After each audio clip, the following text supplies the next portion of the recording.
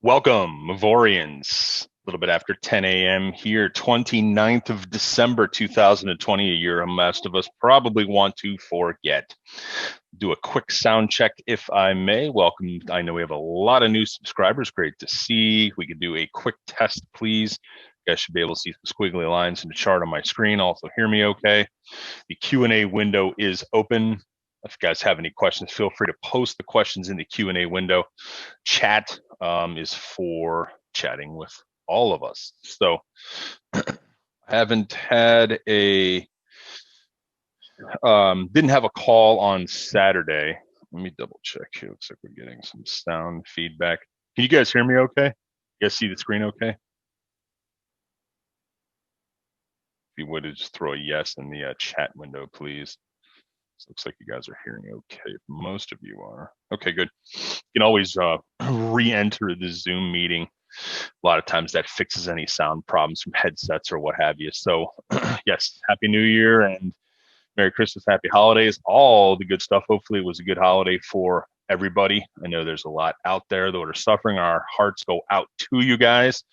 Hopefully the idiots in DC, for us Americans, will bring some stimulus to the plan. But I have on my screen a TradingView post, and I've been subscribing more and more to different posts. I may put some posts on TradingView. I've done a lot of blog and or webinar-based events just in Q4. As you guys may know, I've did two big events for other organizations. One of them was Trader Expo. The other was Casey Stubbs' organization, which is How to Trade a Podcast. Good guy. In any case, getting some good traction from those two Auvoria here. Let's close down this software. Let me do a quick run through, if I may, of before we get into this, our disclosure.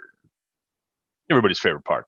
Trading the foreign exchange markets carries high risk and may not be suitable for all investors. Trading on margin, utilizing leverage, can carry an even higher level of risk and lead to completed loss of investment funds. So before deciding to trade the foreign exchange market or using any of our software products, you should carefully consider your investment objectives, level of experience, and risk tolerance. More importantly, can you afford to lose your money?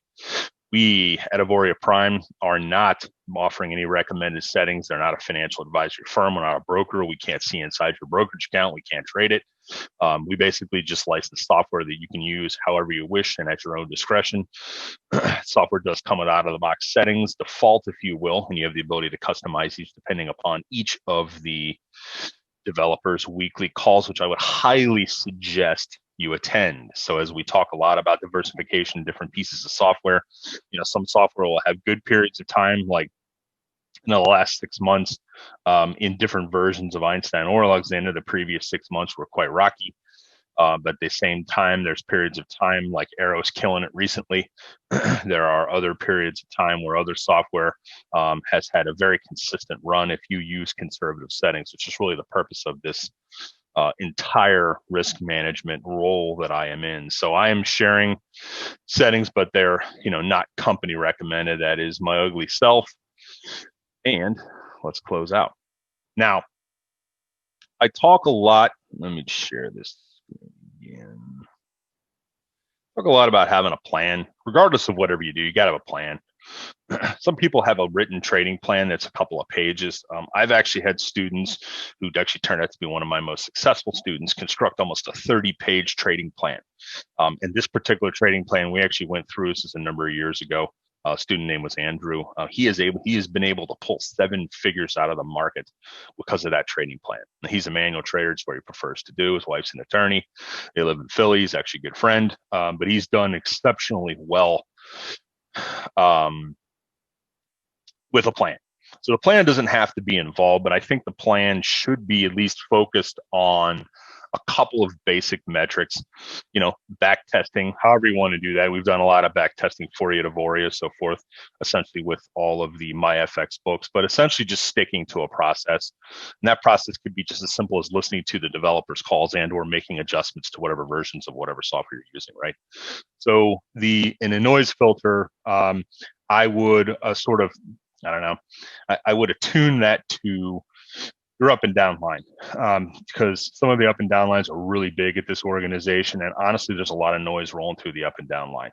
But if you just focus on what are the developers saying, what am I saying, what are some of the big leaders who are really plugged in, and there's 9 or 10 of you around the globe that do an excellent job. Many of these have put together just some really, really fantastic strategy, which I've been partially privy to on our AP advisory board meetings on Monday.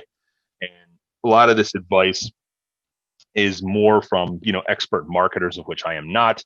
I think I'll be more in tune to that, but just taking a cue from these calls, I think from a risk management standpoint, just the fact that this organization has been such a huge collaborative community, therein lies a degree of risk management, sort of protecting the herd, if you will. But it is critical of where our and we certainly can't fault anybody in management or our leaders for this.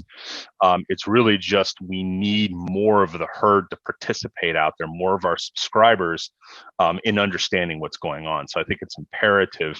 And, I get it. People got things going on. They have work, families, careers, obviously a pandemic, and all the other baloney surrounding one's life to attend to. But at the very least, we always try with our organization to make sure that everybody puts forth at least an hour of effort a week to understand what's going on, adjusting settings, what's going on with market news related to different events.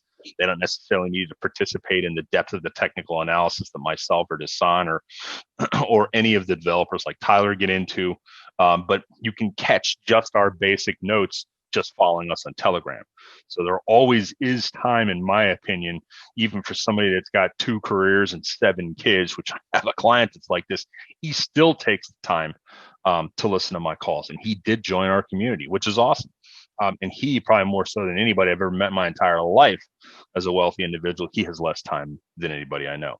So if he can put in an hour a week, which he usually does, related to Auvoria stuff, we help him manage the settings in his couple of accounts that he's trading. But he loved the idea of diversification. So just continue to cast that, my monologue, if you will, from the mountaintops to your team. So just taking a look at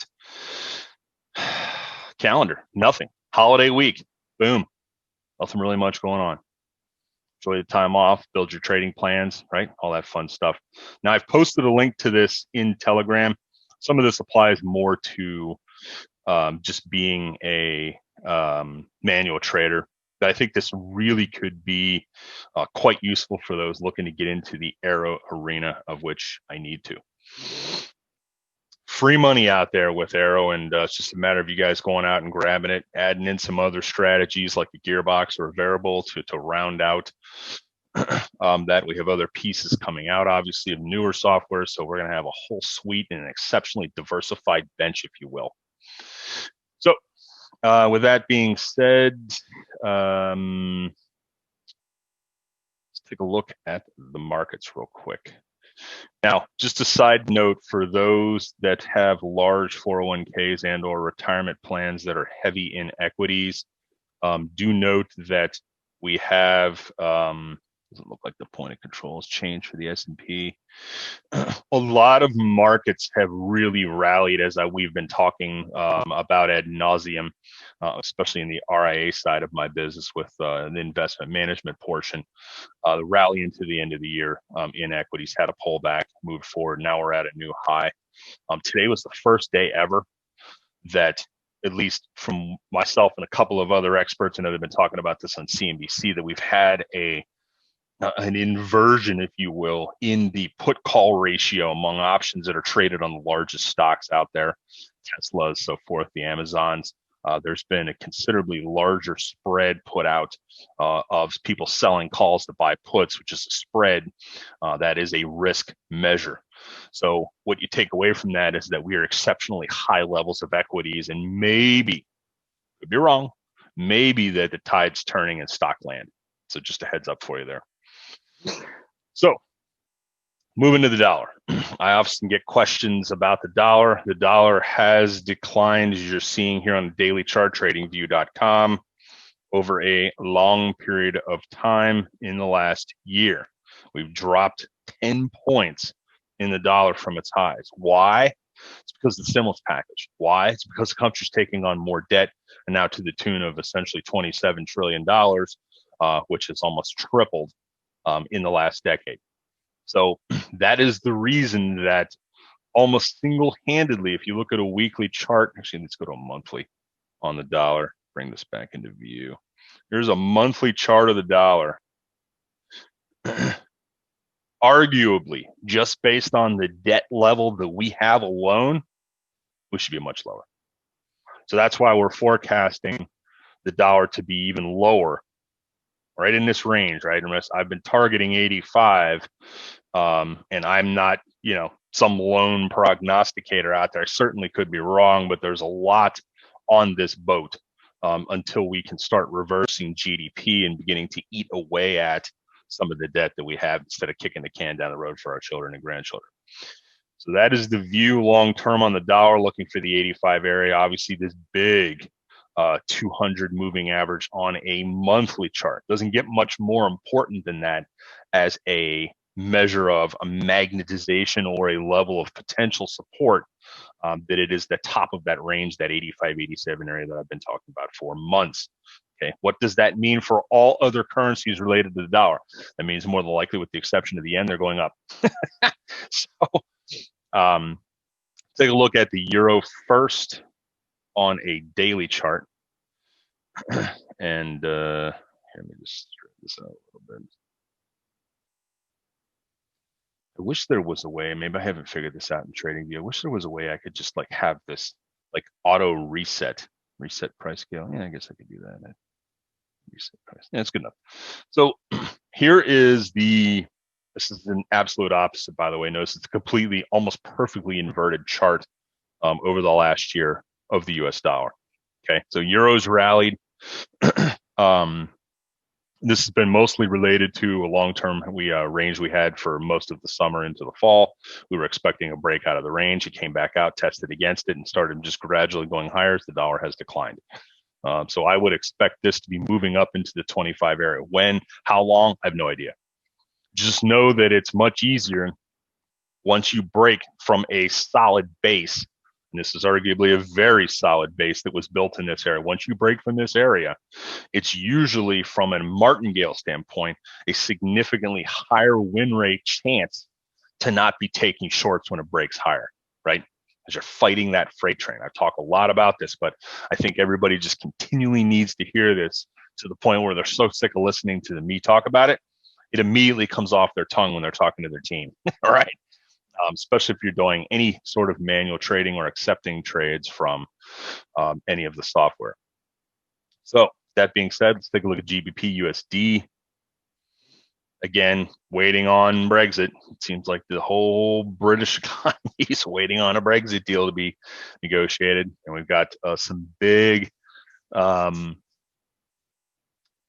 stuff that needs to be worked out in trade deal land. A lot of facets that involve trading in any kind of currency or domestic product coming in and out of any country.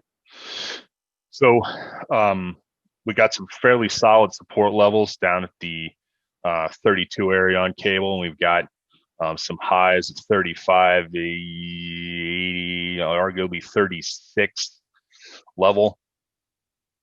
So once we break from these, we're probably going to sail to new locations, in which case you'd probably have to go all the way back, as I want to expand this out. You can see that the next level is more than likely 42, depending on how Brexit works, or it may not work, we may go down. That's why I always want to understand where your support and resistance levels are. These are squeeze zones that was actually developed by Dastan. I like it a lot. So I'm going to be adding a couple other tools to this. I notice I don't pay a lot of attention to market profile on this, because the only profiling they have is volume-based. They don't have any time-based stuff on TradingView yet.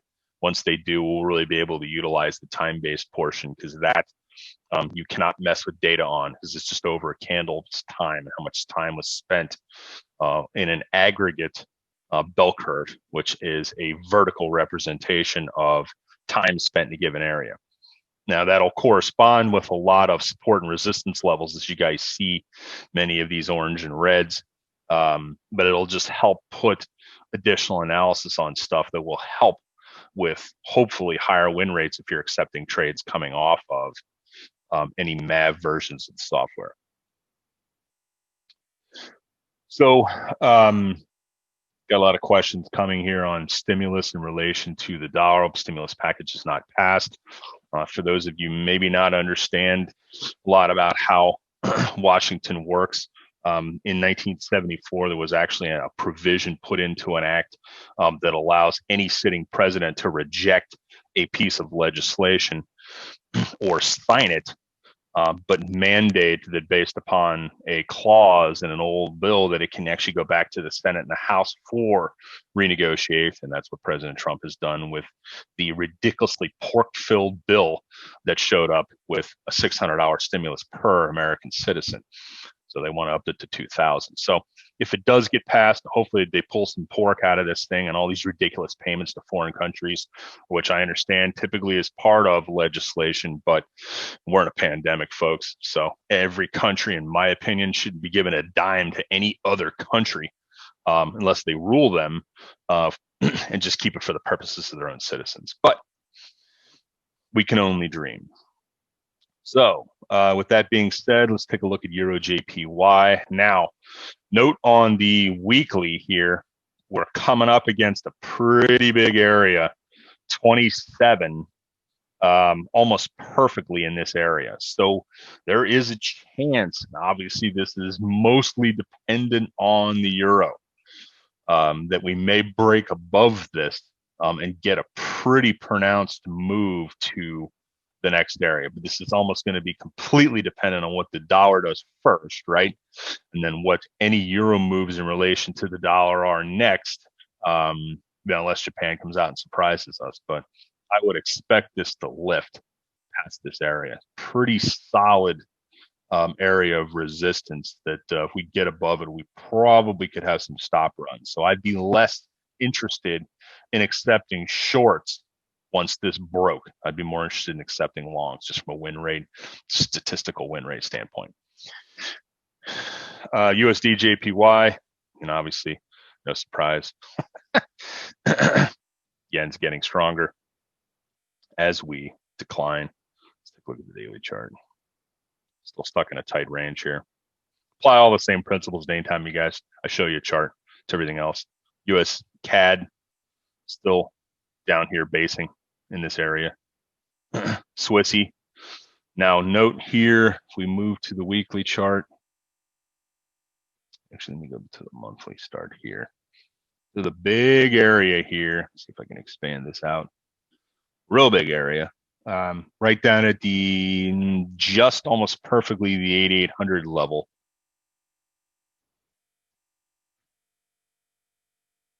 Yeah, just about that. It's going to be real long-term support. We've gone under it, and then we just zipped all the way down in the latter parts of 2011-12. But just know this is a big support area. If we break below this, which is entirely possible, obviously, with the dollar selling off, we have pockets, if you will, of what could be called a zipper, meaning that the price actually can move quite swift down into that pocket of stops in most cases, at least for shorts in this currency, long-term shorts, to go out and get that. And there's a lot of stop hunting algorithms that exist, maybe not as much so in Forex as much as it is in equities land that chase this type of stuff around. All right, what else do I want to say?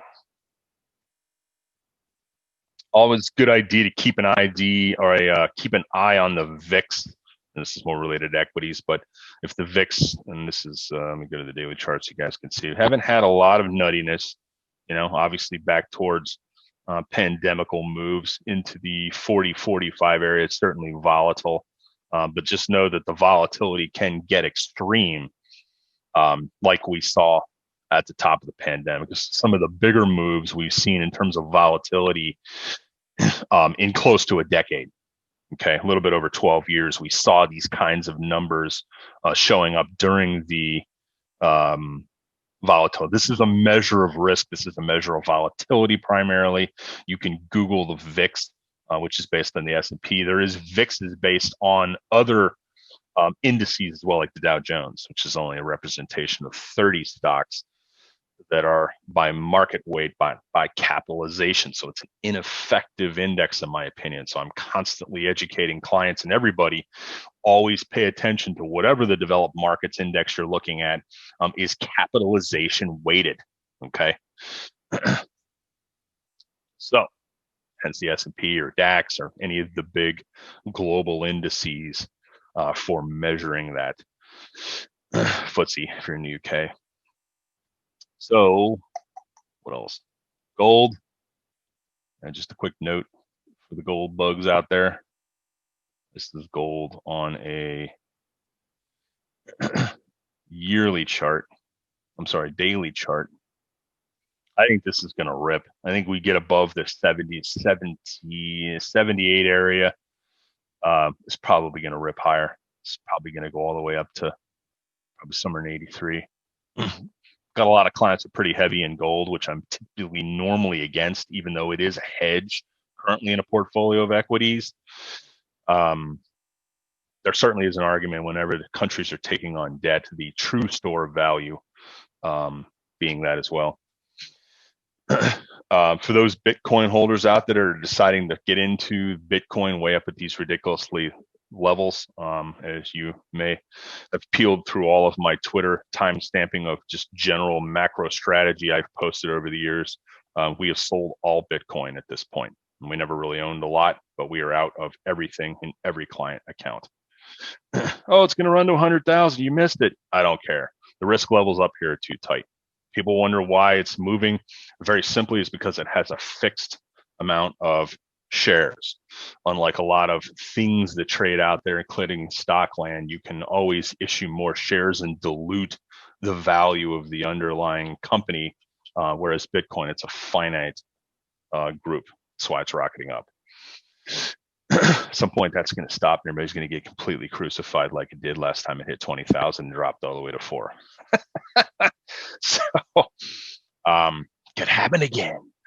So don't be like some of these knuckleheads I see going out and mortgaging or second mortgaging a home, which we completely is rule bad number 1 in financial planning. You never take a second mortgage out on or any money out against a house to buy any kind of other investment, maybe other than another house that would be Airbnb to rent it out, and thus it would pay for itself, hopefully with enough revenue, right? Investing 101. So we go back to our plan. You either have no plan, zero risk management, right? Or you have a long-term plan. Make sure you guys are seeing the screen. I think this is great. That's why I posted it on. So let's see everything else. So I did not post any notes over the weekend. I was on a well-deserved vacation skiing in Tahoe with the family. I want to address.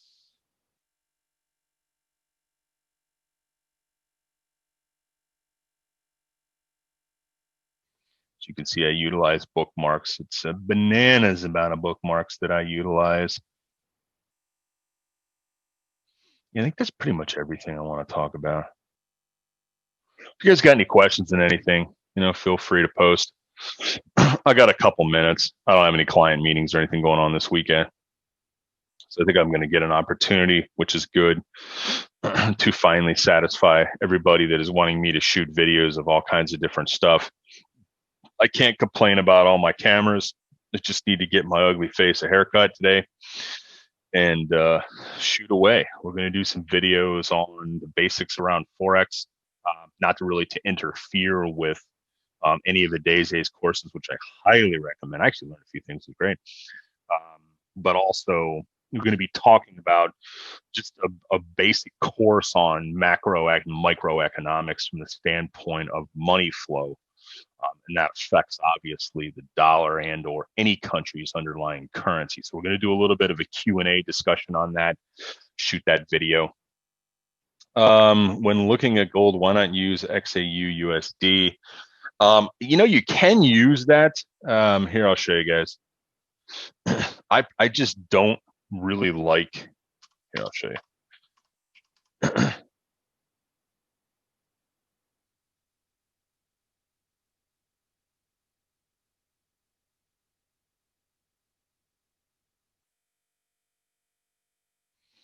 Okay, so here's gold spot US dollars, one of the questions I just got. Okay, there's just not a lot of tells in here. Have you noticed that? Now the tell may be that if we break above this level, gold's going higher.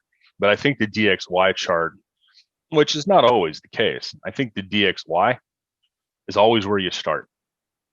Dollar's value first, and then looking at all the other countries, US, or say Euro US dollar next. It's the next largest, or it is the largest currency, I should say, in terms of volume, but it is number 2 in terms of what I look at for analysis.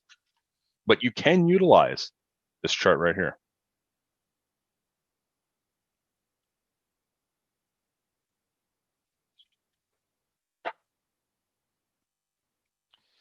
All right, guys, that's everything I have.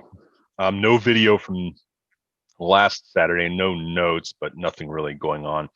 And honestly, if you take a peek around any of the more automated softwares trading, the